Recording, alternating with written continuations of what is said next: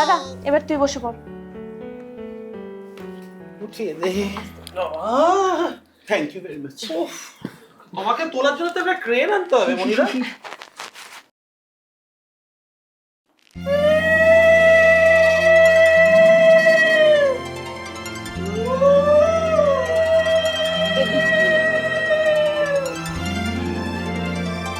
এই হাত পাতার অভ্যেসটা তো ছোটবেলা থেকে গেল না।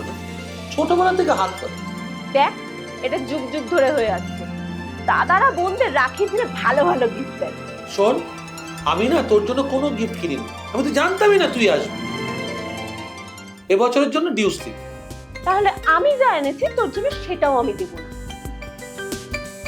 সত্যি সেই ছোটবেলা থেকেই রাখি পূর্ণিমা আর ভাইফোঁটার দিন গিফট নিয়ে তোদের মধ্যে একটা মারামারি ঝগড়াঝাটি হবেই। তা এখন তো তোরা বড় হয়ে গেছিস। এই শোন, আমার কবিতার বই আরো কয়েকটা কপি রয়েছে, তোরা বললে আমি গিয়ে নিয়ে আসি। দাঁড়া। না না প্লিজ। আমাদের ভাই বোনের ব্যাপারে আমরা বুঝে নেবো, তুই বসে যা। অনন্য ওকে।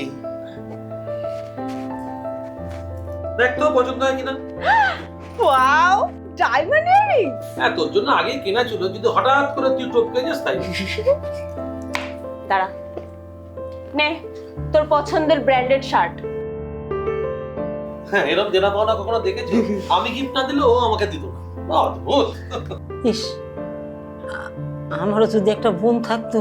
আমি তো আছি, এসে বসে পড়ো।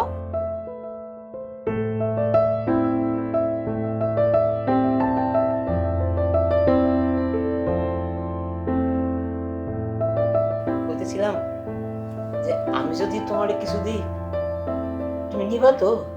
আজকে তো রাখি, দাদারা কিছু দিলে না করতে নেই। দিয়ে ফেলো দিয়ে ফেলো। এই না,